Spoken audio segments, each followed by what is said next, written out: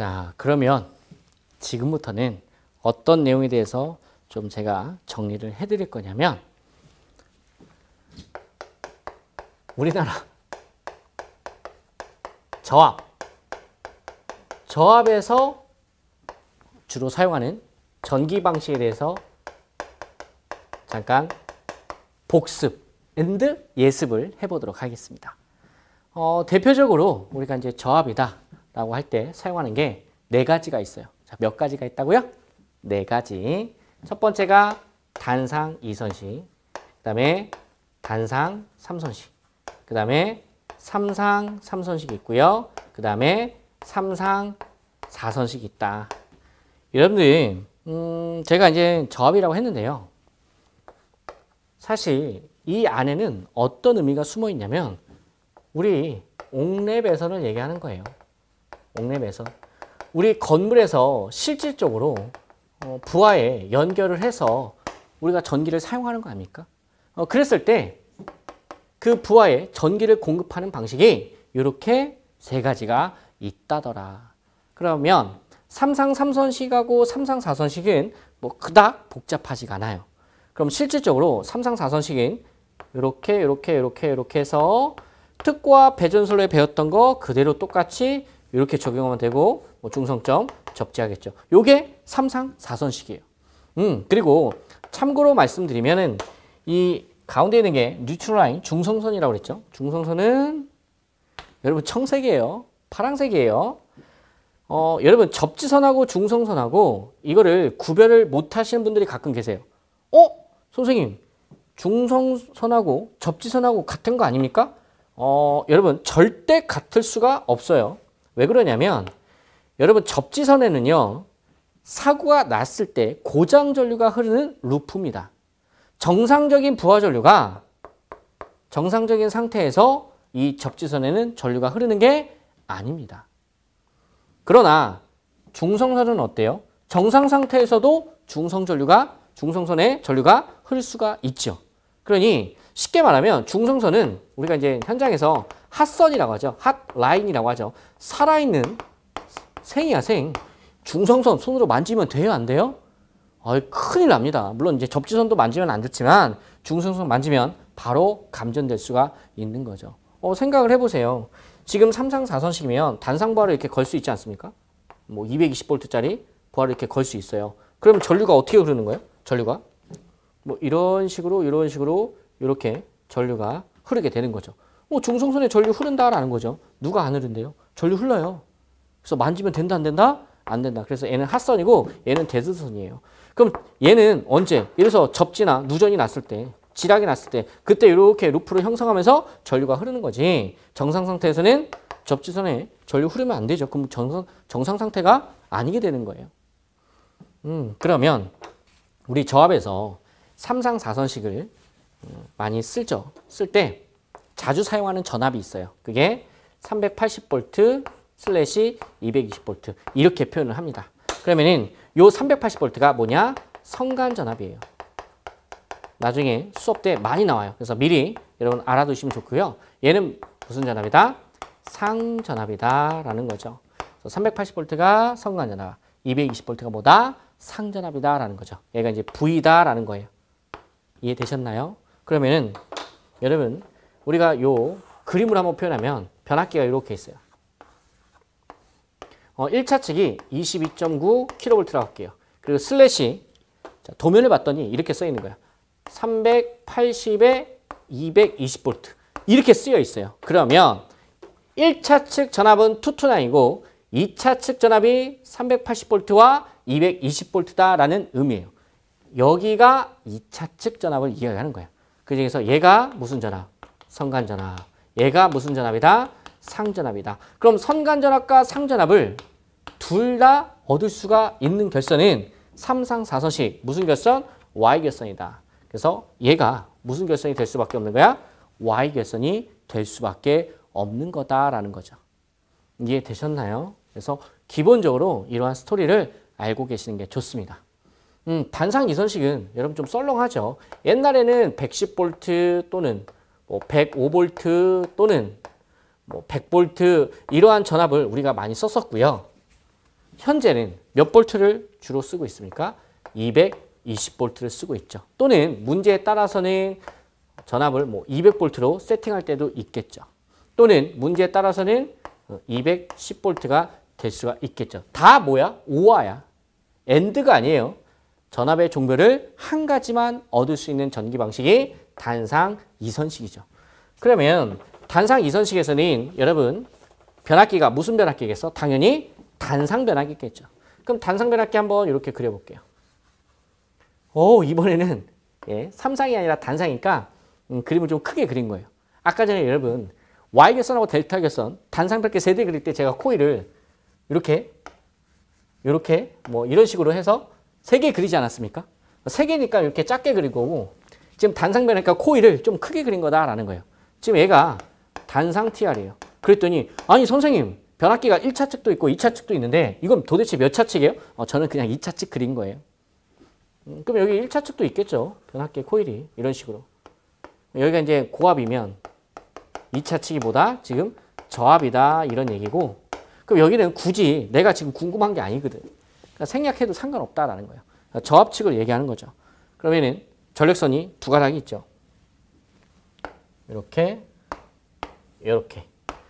여기 이제 전력선이 되는 거죠. 또는 우리가 외선이라고 돼요. 외선 또는 외측선 바깥에 있다라고. 말이 어렵나요? 전력선이라고 알고 계시면 됩니다. 그러면은 여기 이제 부하를 이렇게 걸어서 전기를 사용하면 전류가 이런 식으로 흐르겠죠. 맞습니까? 얘가 뭐예요? 단상 이선식이다라는 거예요. 이해되셨죠? 그러면 여러분 단상 삼선식은 어떻게 그립니까? 중성선이 들어가야죠. 중성선, 뉴트럴 라인이 들어가야 된다. 그럼 이때 요 외선 또는 전력선이죠. 얘와 얘 사이에 걸리는 전압이 110V 들어갈게요. 그럼 얘와 얘 사이에 걸리는 전압도 몇 볼트야? 110V죠. 근데 이 전력선과 이 전력선 사이에 걸리는 전압은 몇 볼트예요? 220V다라는 거죠. 그러니까 전체 코일에 걸리는 전압이에요. 얘는 반만 걸리는 거니까 반만 6이 되는 거죠. 그래서 110V 뜬다 이런 이야기예요. 그래서 전압의 종별을 2개 얻을 수 있는 게 바로 뭐다? 단상 삼선식이다. 그래서 시험 문제에서 여러분 110에 슬래시 220V 이런 식으로 쓰여 있잖아요. 무조건 전기 방식이 단상 삼선식이 돼요. 뭐 이렇게 표현될 수도 있고 종류야 또는 이렇게 표현돼도 되죠. 뭐 105V 슬래시 이거 2 곱하면 얼마죠? 210V 이렇게 표현이 돼 있어도 뭐예요? 단상 삼선식 또는 뭐 100V 슬래시 200V 이렇게 표현이 되어 있어도 몇 상 몇 선식? 단상 삼선식이다라는 거예요. 이해되셨나요? 네, 그래서 전압의 종별 2개 얻을 수 있는 건 단상 삼선식과 삼상 사선식이 일반적이다라는 겁니다. 이러한 내용들도 여러분께서 공부를 할 때 기본적으로 좀 알고 계셨으면 하는 내용입니다. 이해되시나요? 네, 기본적으로 좀 알고 계셔 주세요.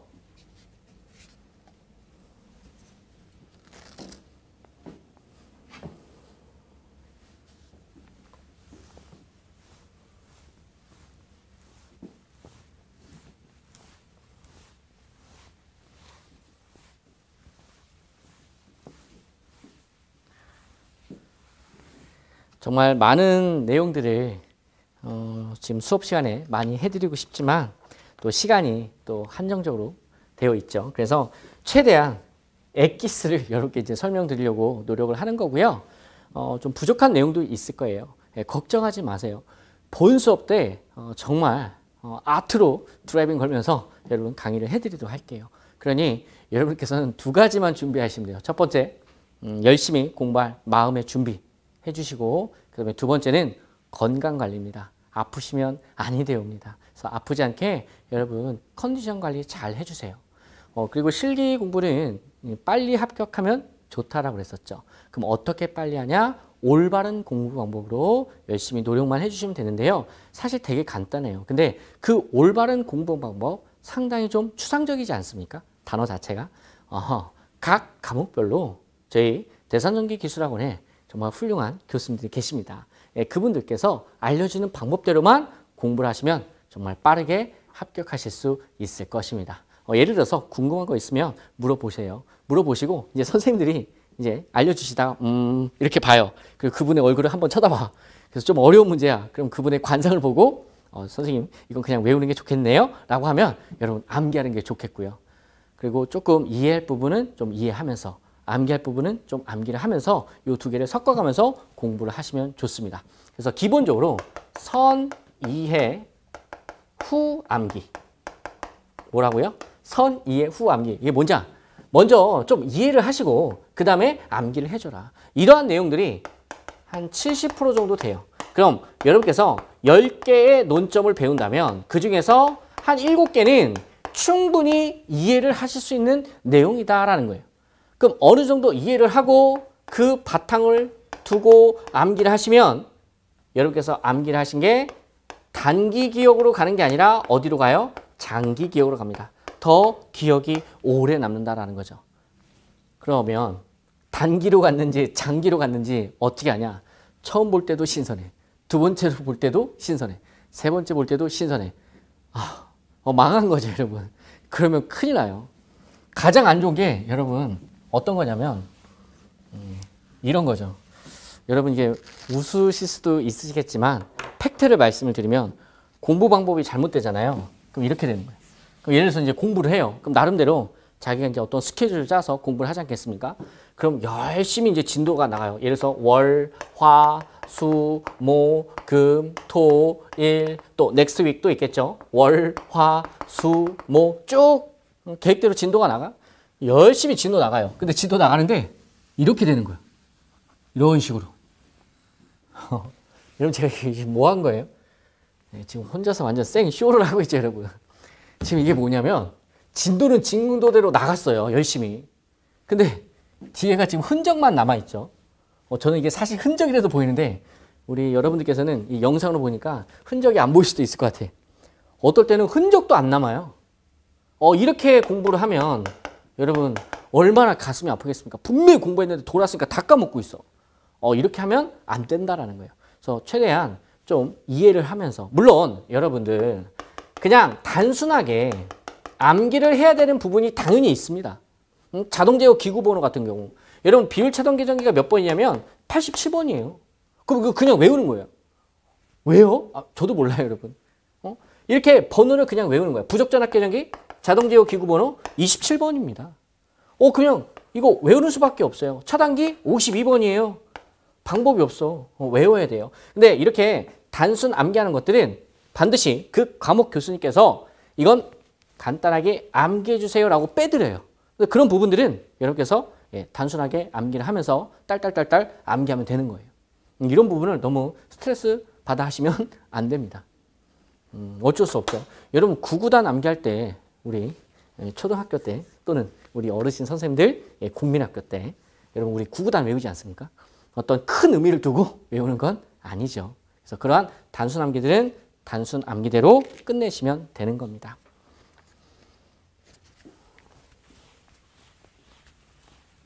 그러니 한 10개 중에서 7개 정도는 그래도 어느 정도 이해를 하면서 공부를 하자라는 거예요.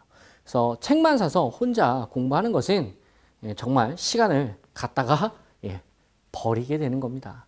그렇게 하지 마시고 먼저 수업을 들으시고 포인트대로 이렇게 해서 우선순위대로 공부를 하시는 게 가장 좋아요. 더 디테일한 내용은 본 수업 때 더 설명을 드리도록 할게요. 오늘은 한 100개가 있으면 그 중에서 1개에서 한 2개 정도만 여러분께 알려드린 거다라고 생각하시면 됩니다. 더 많은 거를 한꺼번에 너무 많은 거 알려드리면 또 머리가 아파요. 그래서 기본적인 내용만 오늘은 좀 설명을 드리는 겁니다. 수험생 여러분 고생 많으셨습니다.